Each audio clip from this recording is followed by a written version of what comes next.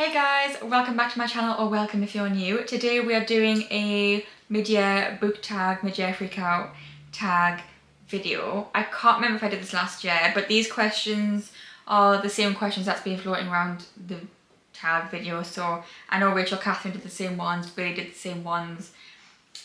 Yeah, I'm using the same questions basically. So without further ado, let's get into the tag, let's get into the questions, let's talk about some books.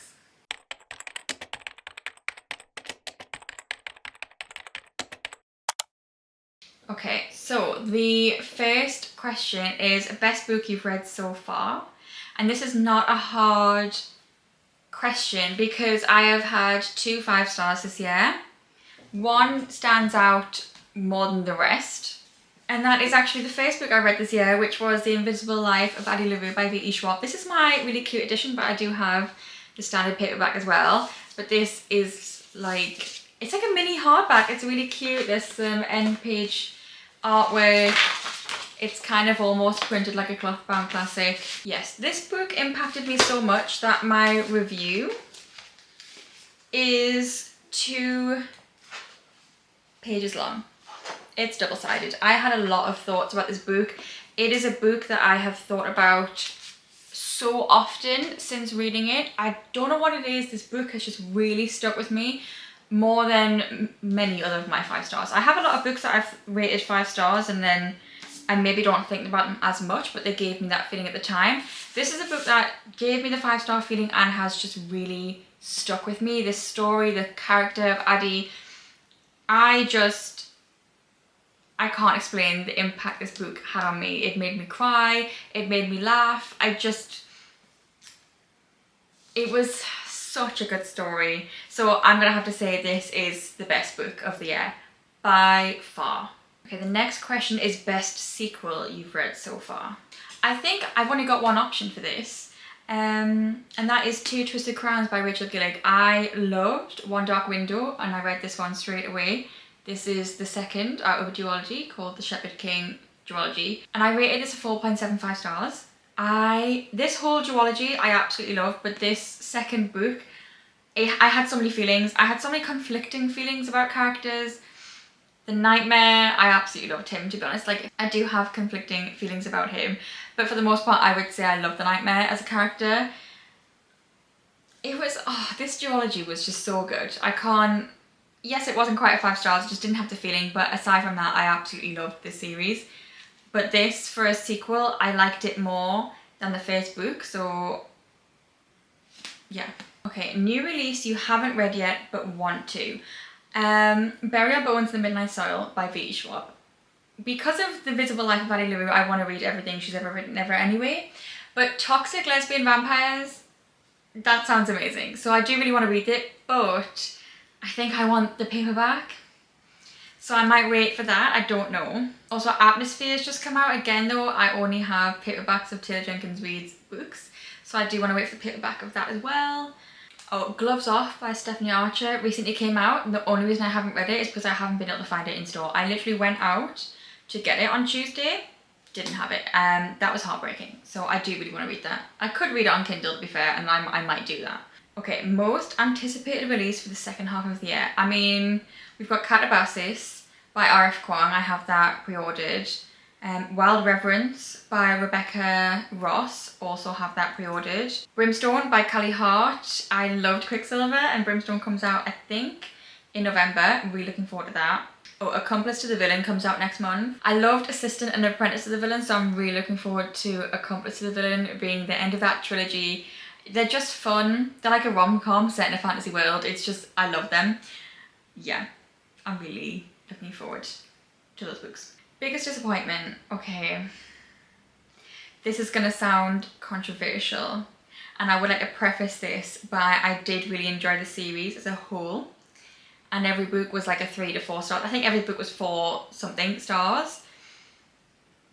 But Throne of Glass as a series, because the only reason why I'm disappointed is it was so hyped up to be a god tier 6-star obsessive series, and while I really enjoyed it and I love Aelin and Rowan as a romance, I don't feel obsessive over the series in the same way I do about A Court of Thorns and Roses. Like, that series I think about weekly. I think about those books weekly. I think about Rhysand weekly. I just don't feel that way about Tog, and I was really expecting to. So it's the biggest disappointment because I'm not obsessed with it the way I thought I was going to be. But in terms of disappointing reads where it was really bad, then Credence, because that book was a 1 star, I read that book. I could have DNF'd at any time, but the fact I hated while reading it kind of made me enjoy it because I had a lot to say. But it was a 1 star. That was a disappointing book. For an individual book, The Crimson Moth, I did rate it 3 stars. I did enjoy it, but it was so hyped up. I recommended it to 2 different friends, both of whom really loved the book and straight away read the second one. And yeah, I only rated it 3 stars, which is still a good rating, but I was underwhelmed. So I was disappointed by that book as well. Okay, biggest surprise. Wild and Wrangled, because I rated this a 4.5 stars when I've rated every other book somewhere within the 3-star range. This one surprised me because of how much I enjoyed it. I wasn't expecting it, because the whole series has been fun, but nothing special, nothing really outstanding, nothing that's stayed with me. But for some reason, this romance, for some reason, Dusty just became one of my favourite book boyfriends. I loved him. This book was just as if it was birthed from a different, like, it's as if it was a different author almost. Like, it was just miles ahead of every other book in this series. So I was very happily surprised by this book. Favourite new author? I mean, I've only read one, but V.E. Schwab, because I now want to read everything that she's ever written. So I definitely loved her. I am currently only halfway through the second book in the series, but Liz Tom Ford, because I'm reading the Windy City series currently, and I'm eating it up. The first book, there was a few things about the writing that I can't say didn't annoy me. But so far, that's not been an issue in this book. Either that or I'm just so used to her writing already that I'm ignoring it. But I am loving Liz Tom Ford, 100%. Again, I've only read one book by Callie Hart. It was a 4.75, reading Quicksilver. So I just really enjoyed it. And again, she's written loads of books and I do want to check out some of her other stuff. Newest fictional crush? Dusty from Wild and Wrangled, absolutely. Ryan Shea. And honestly, Evan Sanders from Mile High. I did like him. Okay, listen, I liked him. Technically the newest has got to be Ryan Shea because that's the book I'm currently reading. But Dusty, I love him so much. He's not newest because I read this book back in April, but we're gonna have to mention Kingfisher. We have to mention Kingfisher. Newest favourite character, it's gonna have to be Aelin from Throne of Glass. This is the thing, this series was a disappointment, but there was not one moment in that whole series that I wasn't rooting for Aelin. She is my favourite. I love her.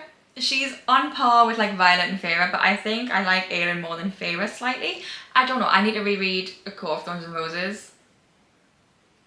I prefer Rhys to Rowan though, by far. I love Rowan, but Rhys was just next level. But yeah, love Aelin. She is my favourite character, 100%. Oh, but if we're gonna have like side character, the Gargoyle from The Night and the Moth, I love him. I love him. Oh my god, he is the cutest, he's the sweetest little thing. Yeah. Book that made you cry. I have had quite a few, but the book that made me cry the most, I am going to show this book without the dust jacket because it is stunning, and it is Fearless by Lauren Roberts. Listen, there's a reading vlog of this on my channel, just reading this book. I was to take away. I simply was deceased when I was reading this book. I can't, it broke my heart.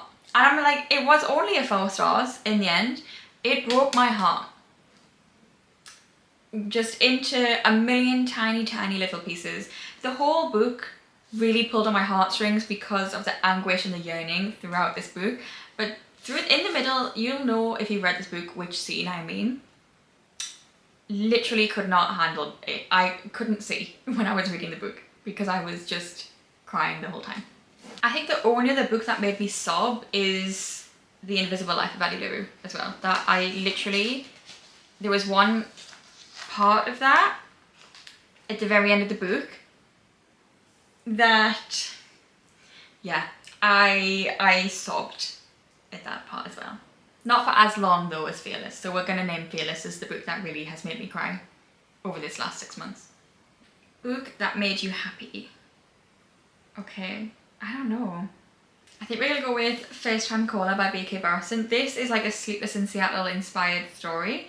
It's following a radio show.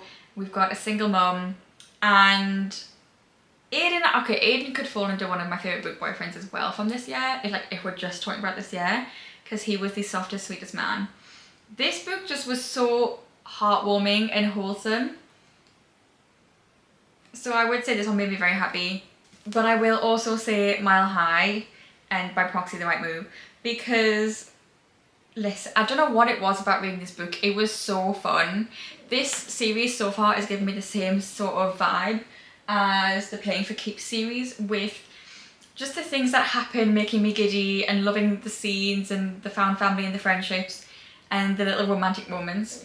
This series so far has given me the same vibes, and I love the Playing for Keeps series. It's only just gotten better and better. So yeah, it's given me that nostalgic feeling of the Playing for Keeps series.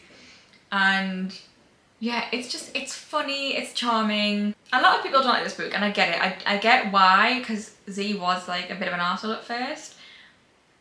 But the fact that it never really bothered Stevie is why it doesn't really bother me, because at the end of the day, I'm not the one getting in a relationship with him. So if she finds it amusing, then I'm gonna go off her. Okay, most beautiful book you've gotten this year. I just showed it, but Fearless, the Waterstone special edition with the pink cover and the silver foiling, that's probably the most beautiful book that I've gotten this year. But technically I ordered these last year, but I'm going to count them because I only just got them.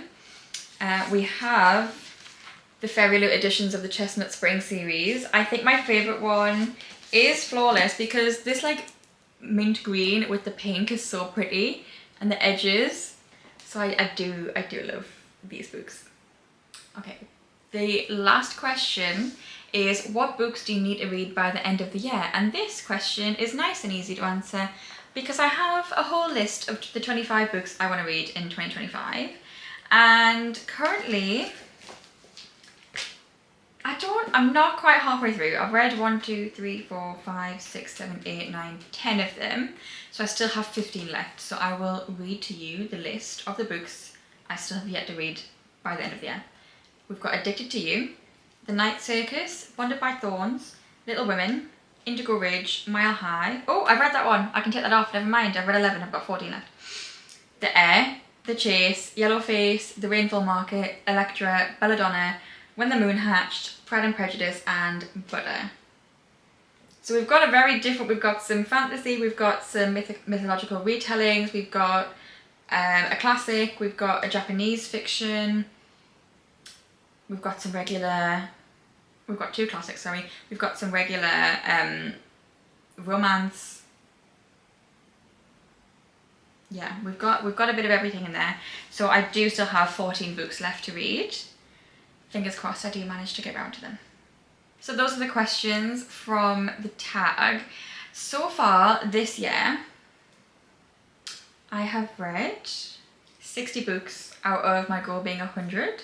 So I'm definitely on track to finishing that, like to hitting that goal and possibly even surpassing it. I had a couple months this year so far where I haven't really read as many as I normally would. Normally I would say I average about 10 books a month.